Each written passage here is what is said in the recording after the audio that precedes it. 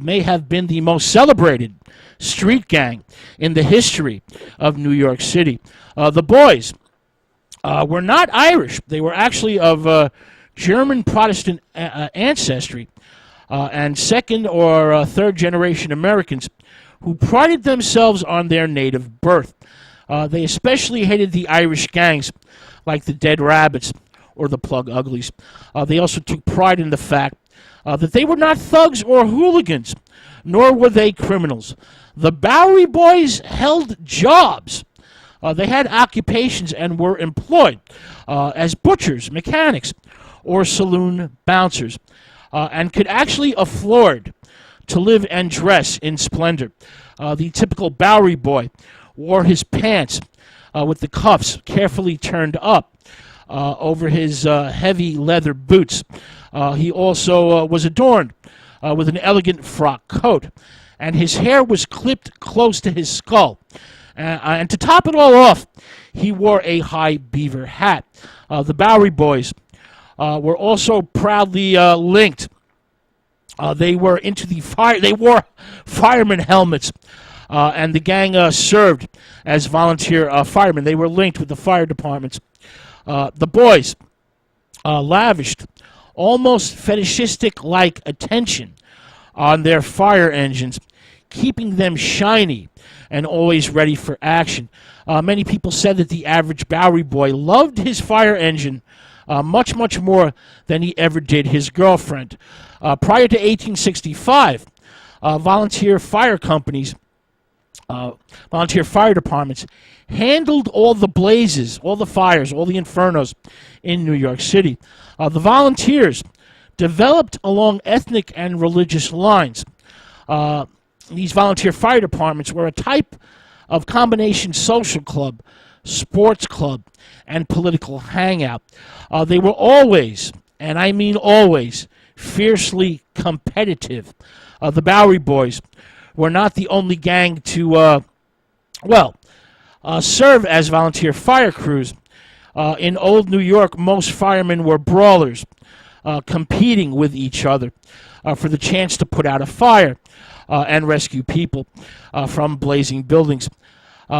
These buildings, of course, had no fire escapes at the time.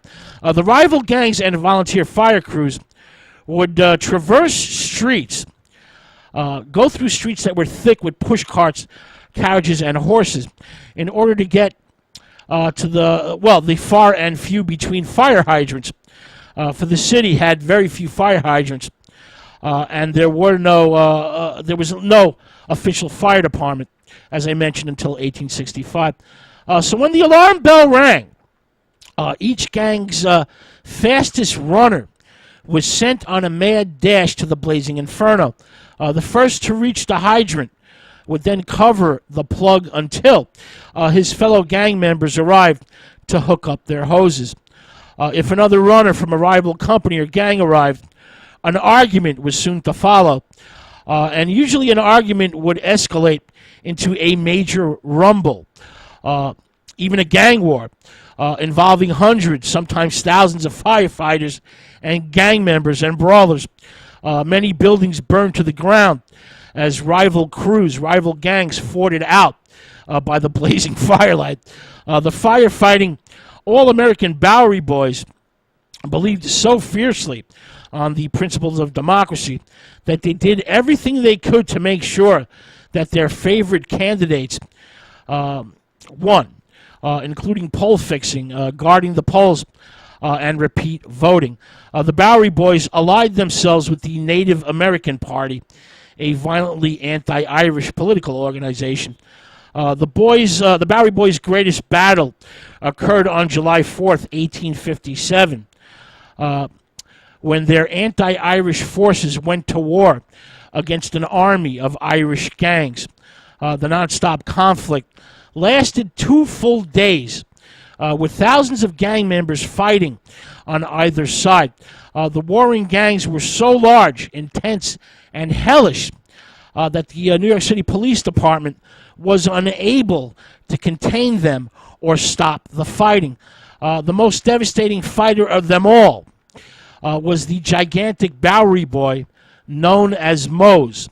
Mose was said to use a wagon wheel as a weapon, but switched to an iron lamppost, which was less likely to break during the battle.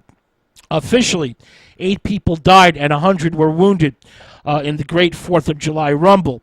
But many eyewitnesses at the time spoke of corpses, dead bodies being dragged away for secret burial or disposal.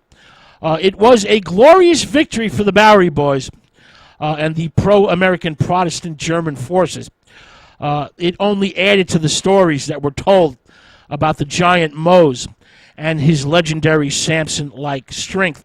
One legend has Mr. Mose lifting a horse car trolley off its tracks and carrying it for several blocks on his massive shoulders.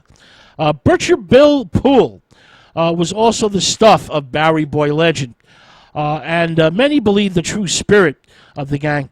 Poole was the gang leader that was loved by all. He was handsome and charismatic. Men admired him, and women adored him. But Bill was assassinated in a barroom by a 5 Points gangster known as Lou Baker in 1859. Poole's last words were the embodiment of the Bowery Boys' Germanic American credo. "Goodbye, boys," said Poole. "I die a true American." 5,000 men marched at Bill Poole's funeral, while a dozen brass bands played funeral dirges. Like their leader, the Bowery Boys themselves soon passed away. All right, let's move on to the Wyos. The Wyos